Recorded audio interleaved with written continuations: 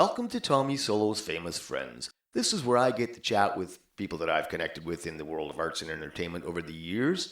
And today, I'm very happy to have with me well-rounded, well-renowned guitar player singer from Toronto, Ontario. Long history starting way back in the 1960s. Here is Mike McKenna. Welcome to the show, Mike. Hey, man, thank you very much. Much appreciated, and I'm very happy to be here talking with you today. Well, it's my absolute pleasure. So, Mike, I know that you've been in the business seemingly forever, and you started playing professionally in the 1960s, but I'm curious, what got you into the music in the first place? Well, as a young man back in the late 50s, early 60s, I grew up with a big passion listening to music and watching guitar players on TV and stuff.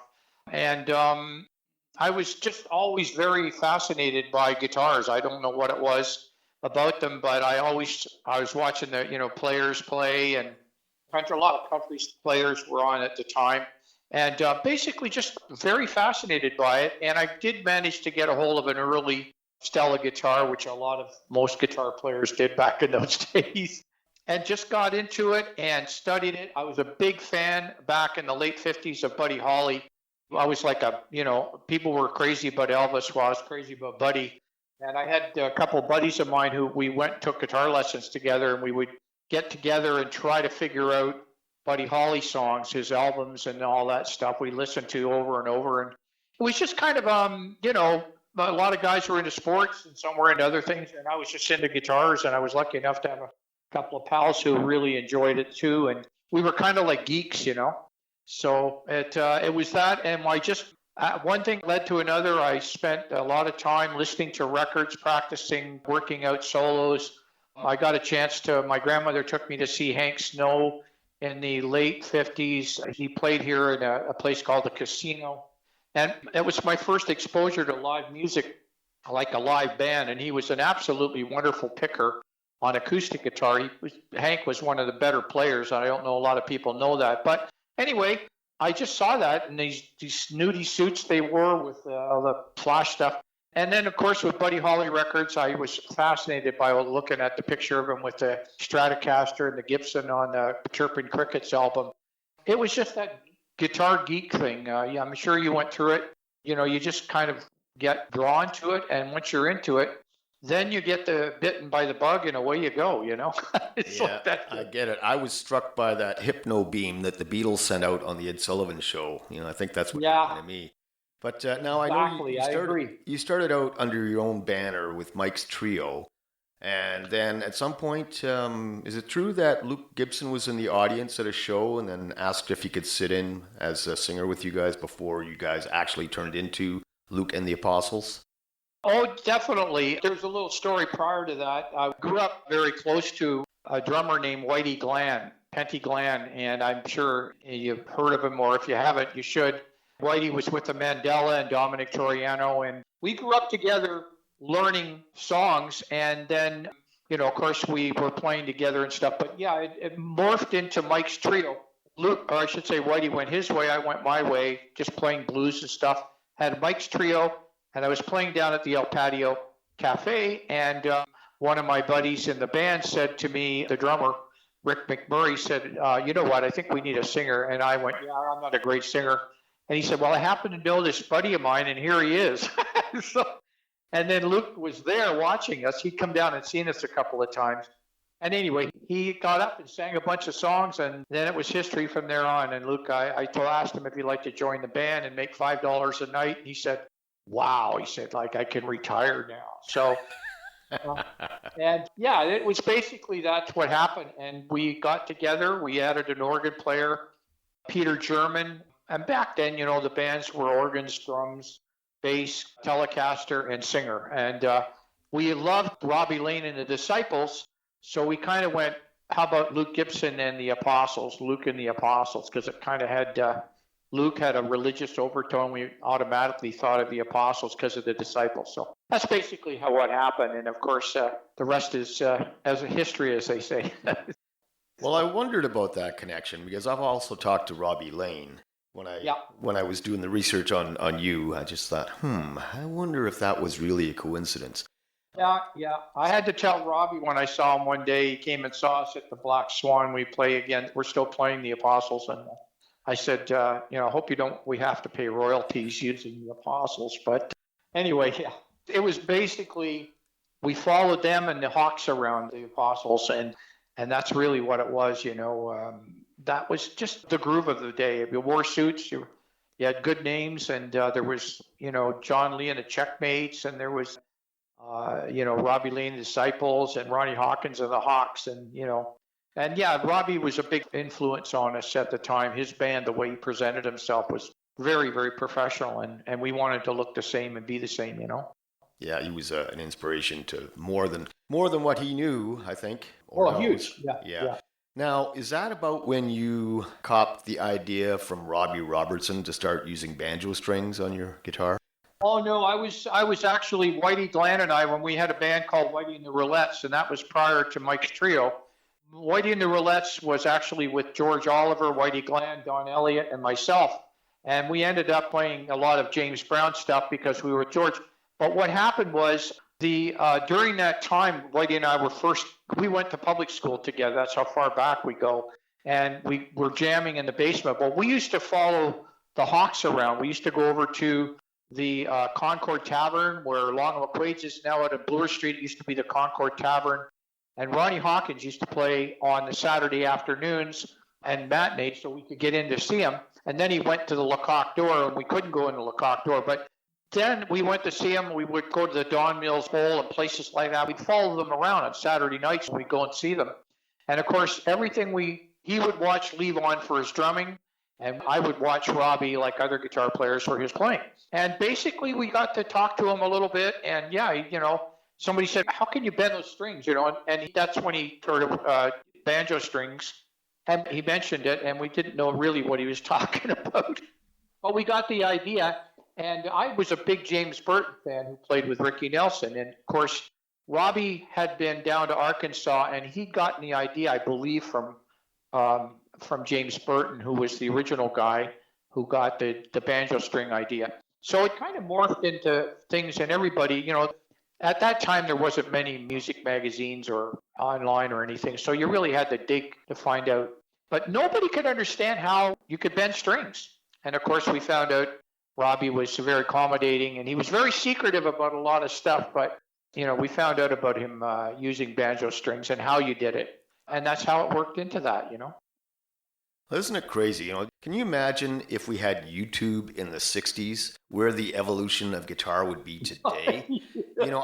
I felt like I was being mistreated in a way when I was trying to learn some of those James Burton things. I'm basically breaking my fingers trying to bend the strings, Yeah, exactly. So, yeah, and you're right. It was just, you had to really dig deep to learn any new techniques back then. And if you didn't have older friends that were, just a little bit ahead of you on the guitar, you didn't have much of a chance, No. Yeah. So you didn't. You had to dig. You know what it's like. And we were. I'd go and stand right in front of the stage and watch Dominic Toriano when he was playing with Robbie Lane and the Disciples, and before he went with the Hawks and stuff. And Whitey'd stand there, and I'd stand there, and he'd look at the drummer, and I'd look at and of course we found out, the banjo strings. And of course I'd heard rumors. There was an interview with James Burton and Ricky Nelson and those guys, and he did mention something about it back then, but nobody went banjo strings. Like, what is that? What are you doing, putting banjo strings on a guitar? And you had to get the little ball end off the regular strings because the banjo strings only had the little hoop. Okay. Yeah. And then you had to take the regular string, take off that little, the little nut on the back end so it won't come through. Mm-hmm. And you had to tie it in. That's how you did it. And you had to tie in that little, the little button, I guess you'd call it, on the back of the string. So not only did you have to be a player, you had to be an engineer. Well, kind of. I can remember sitting there doing that for hours trying to get it sorted out. And, but once you got going on it, after a while, you had to do that, all that. Because banjo strings had absolutely no ball ends. They just had the little hoop that they would hook onto the banjo, And when I got the banjo strings, and so did somebody else, one of my buddies called me and said, "I got the banjo string, but how do you put it on?" And did you tell him? Oh, no. I said, no. $50 and I'll tell you what's going on. Oh, boy. So I get that at some point in the late 60s, Bill Graham, the promoter, hired the Apostles to open for Jefferson Airplane and the Grateful Dead. Now, there was a story that I heard around Jerry Garcia trying to buy you just had a new Les Paul, is that right? And he wanted to buy it? Well, yeah, like the story is what happened was Paul Rothschild came to Toronto. He was the producer of The Doors and Paul Butterfield. And he came to Toronto. He heard noise about bands being pretty good up in Toronto, some bands. And he came up from New York to do a little cruising around to see bands. And someone brought him to the Purple Onion. And he heard Luke and the Apostles. And he stayed the whole night and watched us and listened to us. And after the end of the gig, he said to us, I'm Paul Rothschild. I'm with Elektra Records. I want you to do me a favor, and can you play a song, please? I've got Jack Holtzman on. He's the president of Elektra Records. And he phoned Jack in the middle of the night and said, you're going to hear this band. I'm going to sign them. And that was our deal with that. We ended up getting signed to Elektra.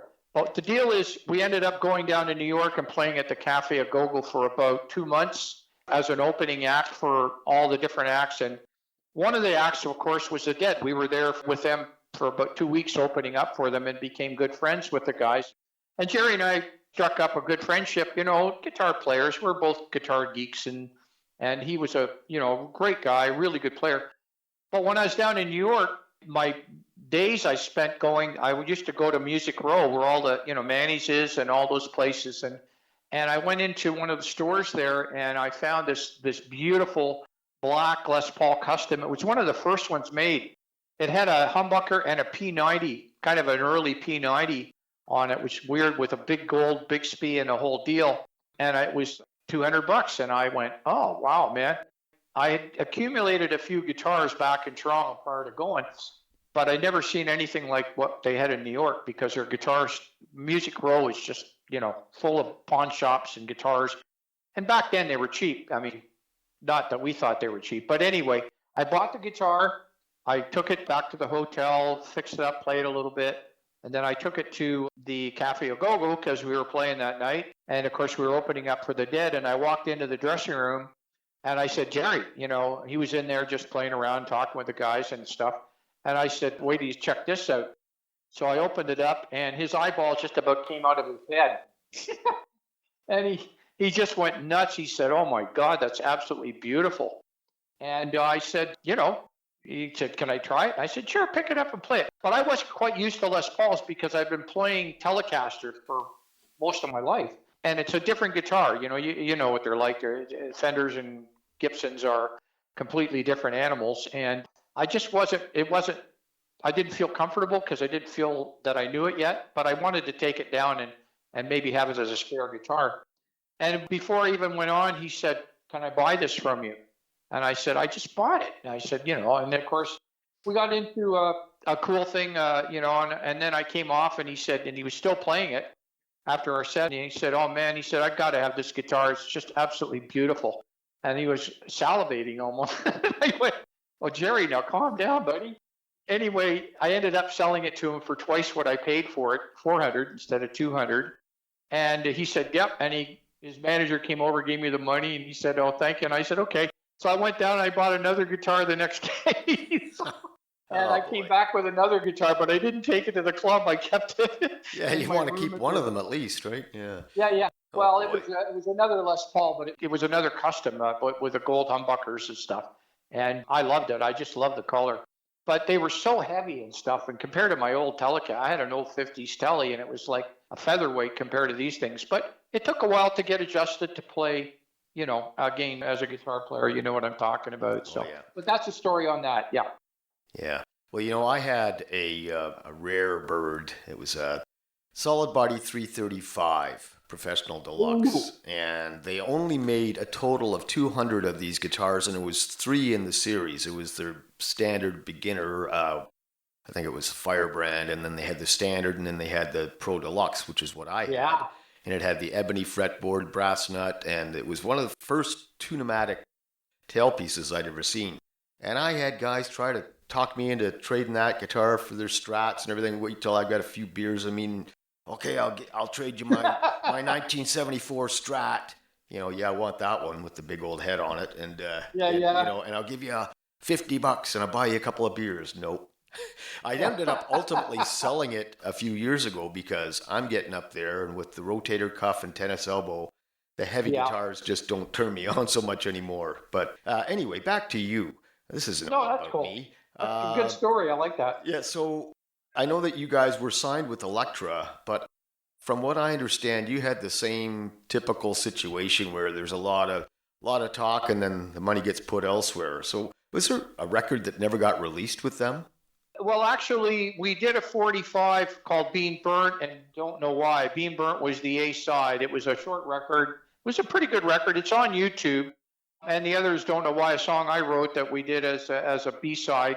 And it's pretty. What happened was we got together, and they were good to us. Elektra never screwed us around. They gave us money. They were fine. But we had a manager who got himself involved, and again, we were pretty naive and young. We didn't care about the business. It was always, let's just play and make records and stuff.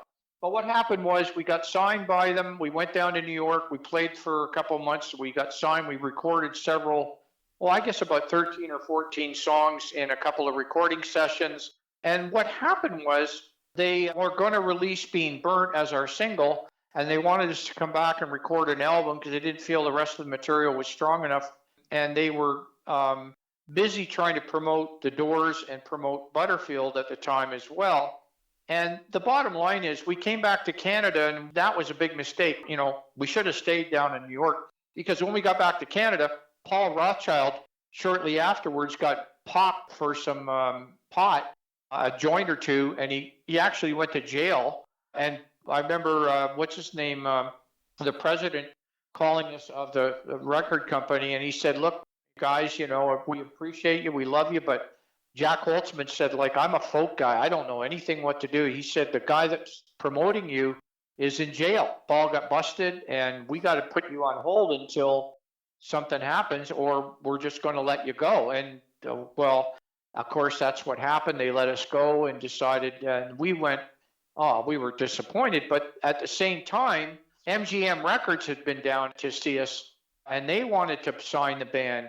But because of Elektra Records being the first thing and getting us into the States and stuff, we decided we wanted to go with Elektra, because after we heard, nobody had really heard of Butterfield or The Doors at the time. They were just starting to come out. But Paul had the acetates of the records and came up and played them for us up in Toronto the night that he phoned Jack Holtzman and stuff. So we had some idea when we heard Butterfield. I mean, it was just like, wow, that's what we wanted to be. We didn't care about the Doors, but we did that's what we thought we sounded like. And of course, the next thing you know, Butterfield's album's released, and it's a smash hit. And of course, the Doors, they obviously became superstars. But that was the whole thing. And then we got signed by MGM. We went back down to New York, did some more playing at the Agogo, but we ended up staying there for a couple weeks, a month or something, and we did some recordings. But it never worked out. Again, the manager wanted some ridiculous amount of money. Actually, Bob Dylan's manager, a big manager at that time, he managed Butterfield and Bloomfield and everybody. He wanted to manage the band. Quick editor's note. The big-time manager that Mike was trying to remember the name of was Albert Grossman.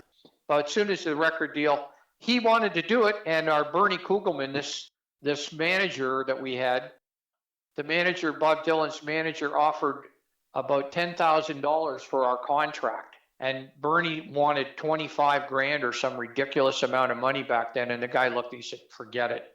He said, I have nothing to do with that kind of money. And to put it into context for some of the younger listeners, $20,000 in the 60s would be like $300,000 today. Exactly. So that's a lot of money, yeah. Now, I lost count of how many labels you've actually been on. And I know you've played with some pretty top shelf players. Tell me about the Ugly Ducklings. But first, this very important public service announcement.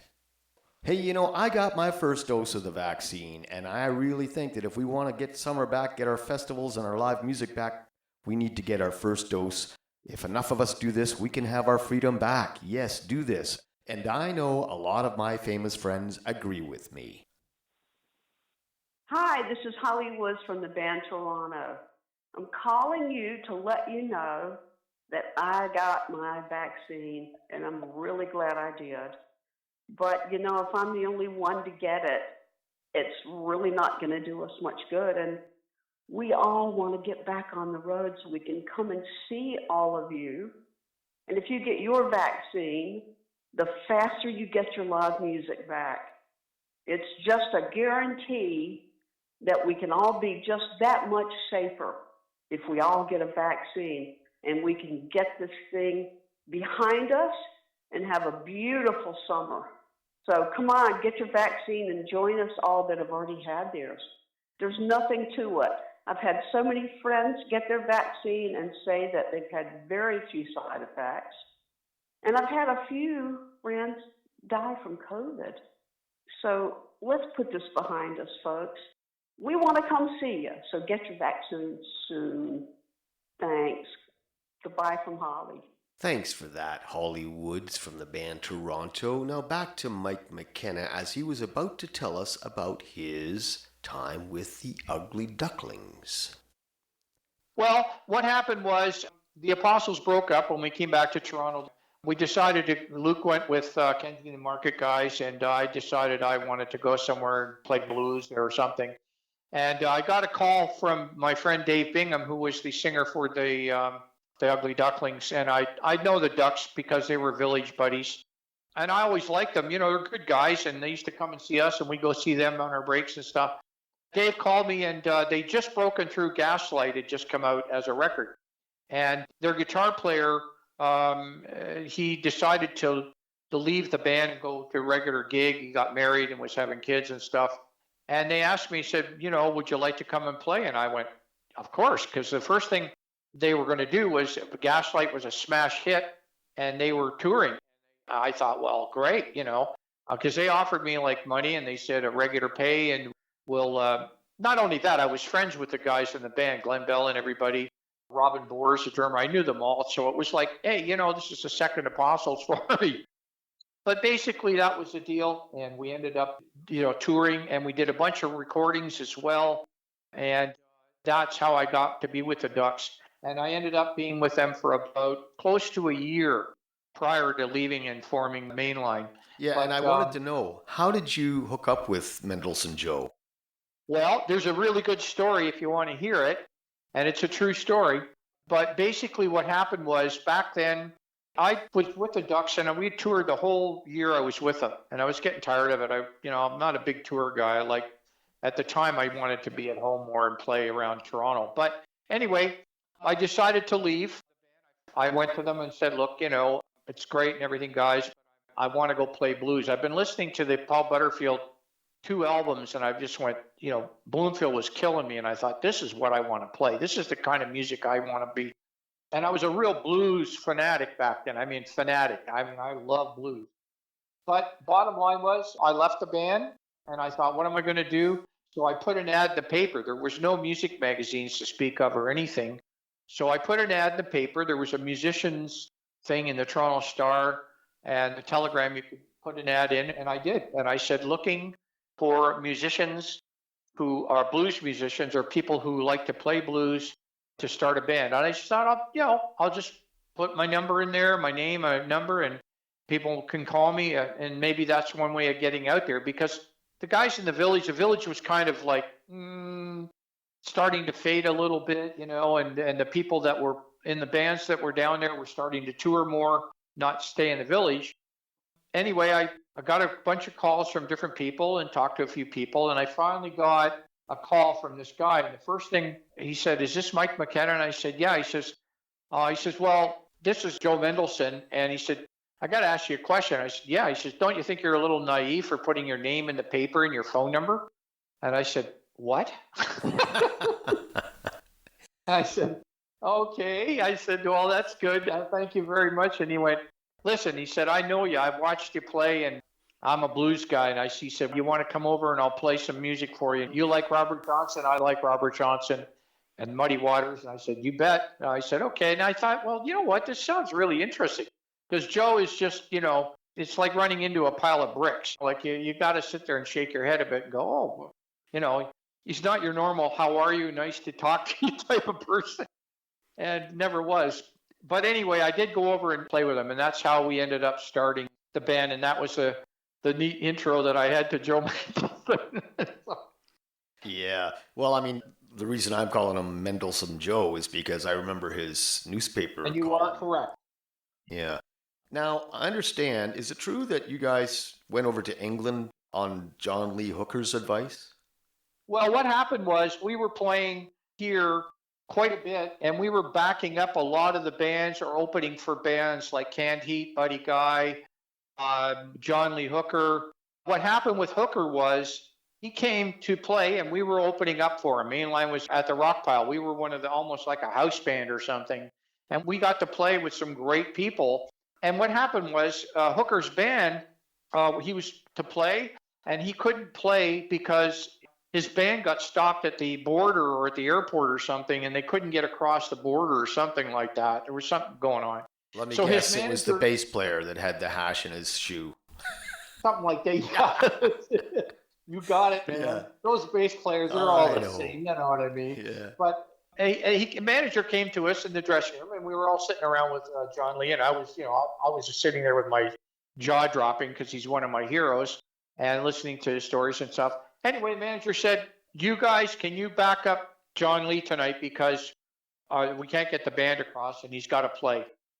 And I said, "Well, Joe and I just looked at each other and went, when do we go on? So let's go." And we talked a little bit, played a little bit of guitar in the dressing room and stuff. And he just said, "Oh, you just follow me, man." And that's when I call it the 13.5 bar blues. And we got to play with John, and it went really, really well. Only one part of it was Hooker would never change like normal. He would change. I call it 13.5 bar blues, not 12 bar blues.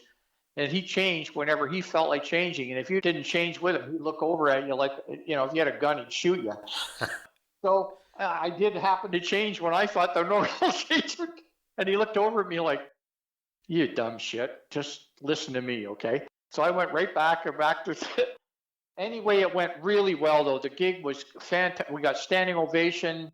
The manager was happy as a pig in poop. They got paid. Everybody was happy. We sat around and talked and had beers and hot dogs afterwards.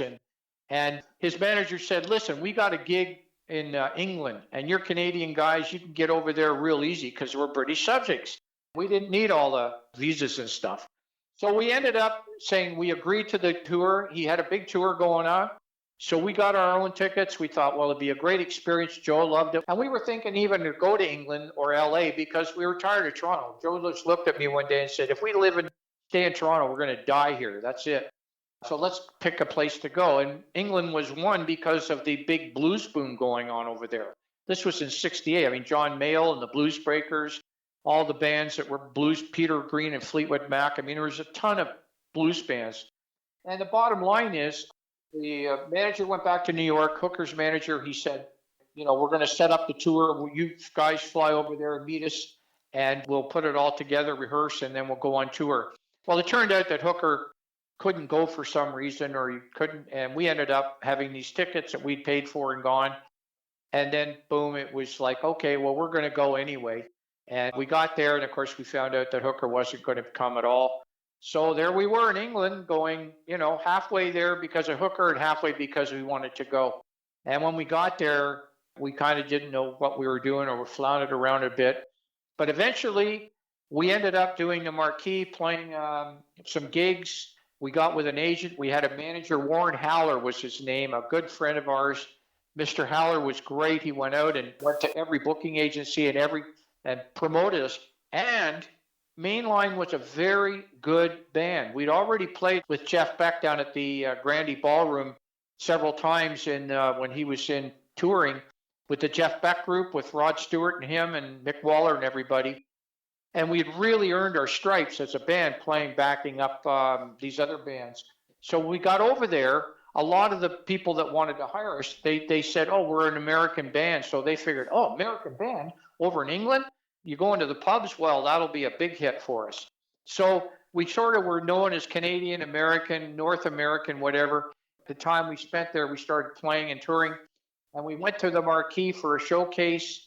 And Liberty United Artists saw us there, and we came off stage, and they took us into the offices the next day and said, we're going to sign you a contract and do an acetate. And well, I'll tell you, the band was really good. Joe was big hit with it. We were very much like kind of a canned heat band compared to their British blues thing, and it went over well. And that's really the story. We made the Stink album over there, which today is considered, I think, by whoever was fans of it, as a classic album.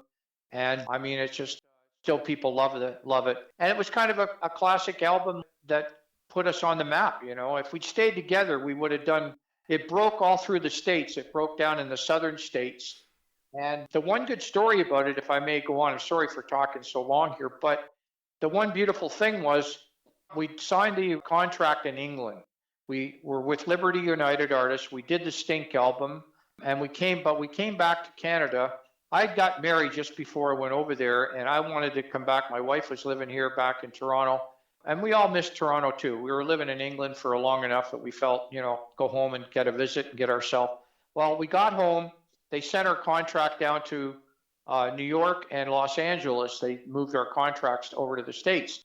And all of a sudden, the album gets released in the States, and it's breaking in Florida, Chicago, New York, LA, down in the southern states, all through Georgia, Arkansas. It's breaking.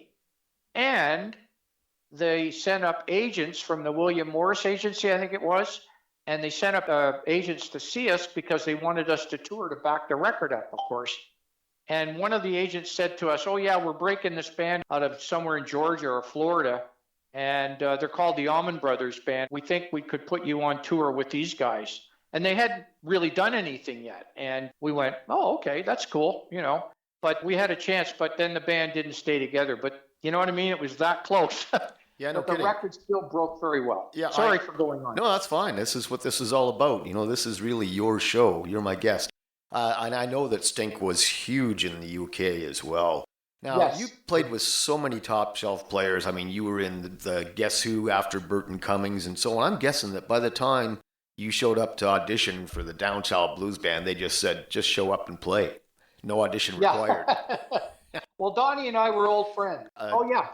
I know you had your tenure with Downchild. I think I might have been at a show, possibly in Stratford. I think I was playing down the road, and we were opening for, I was with a country band, and we were opening for Ronnie Prophet on the weekend. We played Monday, Tuesday, Wednesday on our own, and then because we were opening for him, I got the second half of the night off, and I'm pretty sure that I wandered down the street. I know I went to see Downchild, and I'm pretty sure you were playing at that time. Oh, I was. I probably was, yeah. Yeah. But I was old friends with Donnie Walsh from many, many years ago. I knew him back in the 60s. His mother and my grandmother were in the nursing home business, and we became friends just from them knowing each other. But I was very lucky to get together with Donnie, and he asked me if I'd like to come and play and do some touring, and all it was touring. But I did spend 2 years with him, and we did the album It's Been So Long, and I was very fortunate to be in the band. It was a great bunch of people, Tony Flame, and one of my good friends, Gene Taylor, who was the piano player who was from Texas, and he was with the Fabulous Thunderbirds. Great piano player who just recently passed away. And we roomed together for 2 years on the road and had some great times and stories and burgers.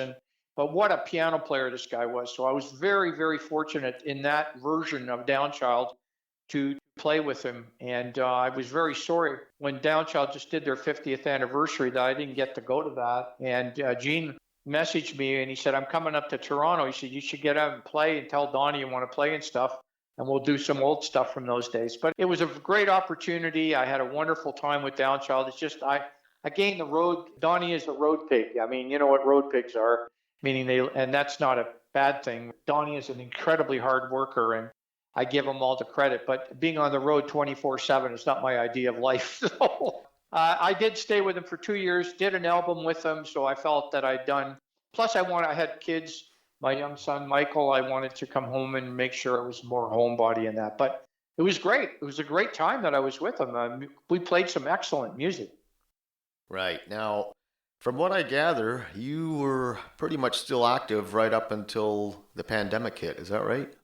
Absolutely. I've been what happened was I formed a band called Slidewinder, and I'll be glad to send you a CD if you like or whatever. But I did that back in the 90s, and I was working regular jobs and playing and that. And again, yes, and I worked right up. And then just more recently, my newest Slidewinder band, I did have a Slidewinder band back in the 90s, completely different band. The past 4 years, I've been playing with the Apostles, Reformed Apostles, and the Slidewinder band at the Black Swan Tavern.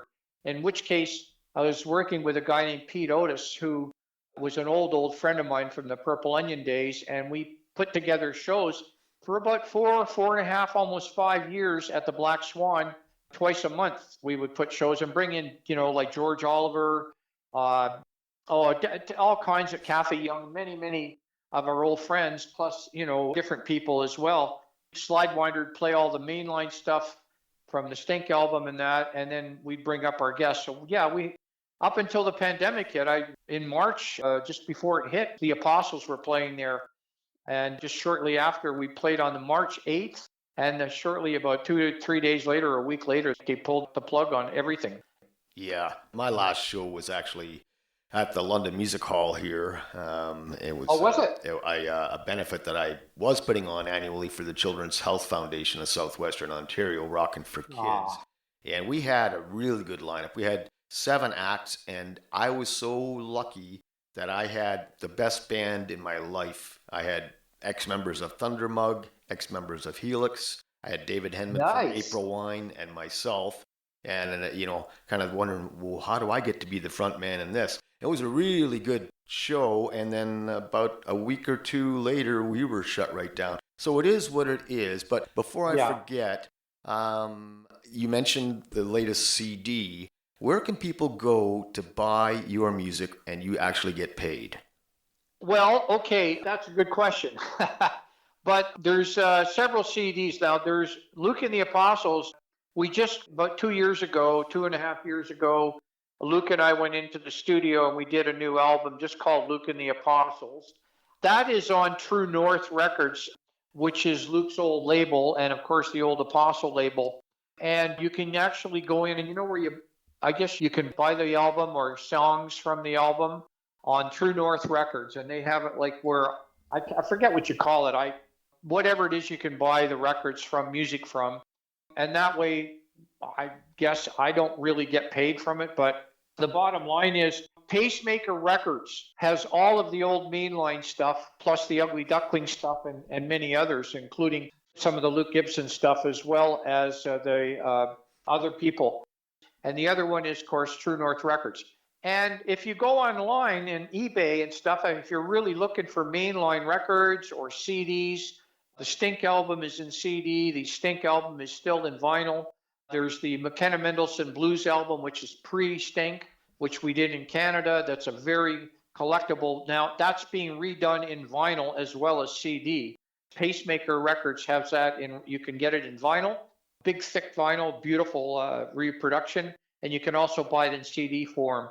So there's lots of avenues to go on those two companies. And of course, again, most of it being a classic rock act, or you know what I'm saying, it's from the 60s or the 70s, you're considered classic rock, I guess, or old rock. The bottom line is a lot of the stuff you have to look for on, eBay or Kijiji or those other places. So it's out there. It's out there if people want to find it. It's definitely out there, yeah. I would say True North is your best bet if you want to buy the Luke and the Apostles, the most recent stuff. There's a whole album there. It's Whitey Glenn is playing drums. It was like we came full circle.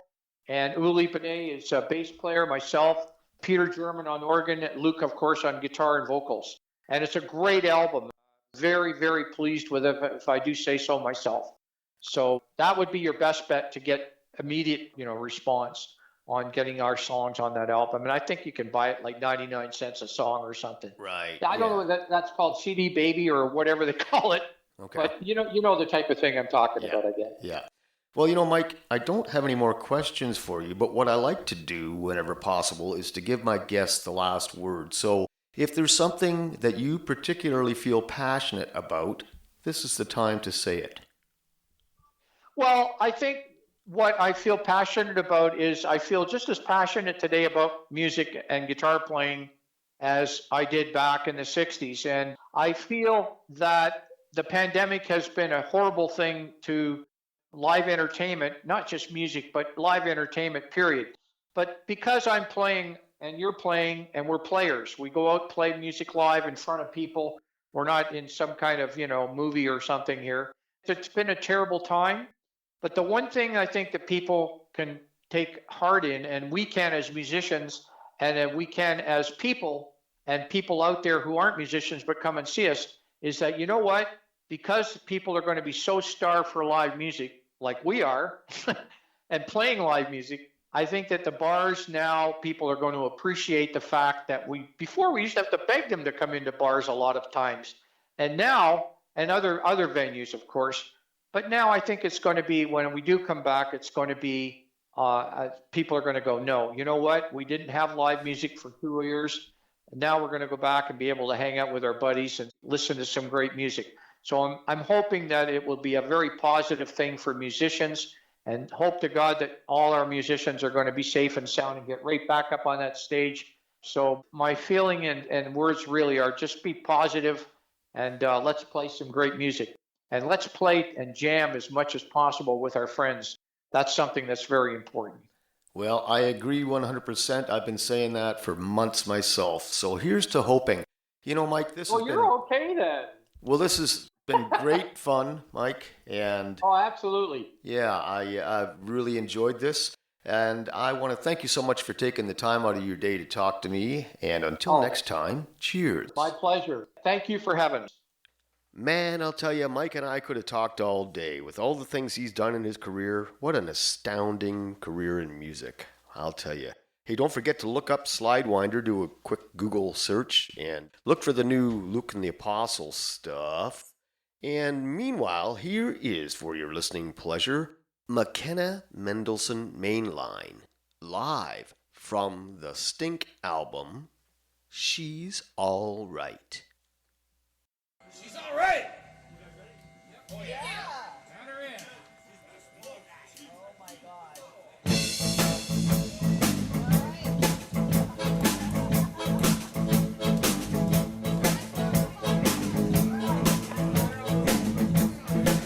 My baby long and tall, with like a willow tree.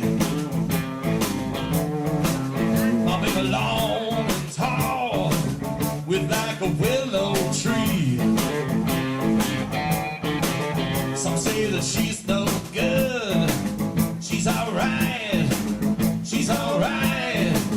She's alright with me. Sometimes she's blind as the sunshine. Sometimes she's black as night. Sometimes she's blind as the sunshine. Sometimes she's black as night. Some say that she's no good, but she's my sweet delight. All right.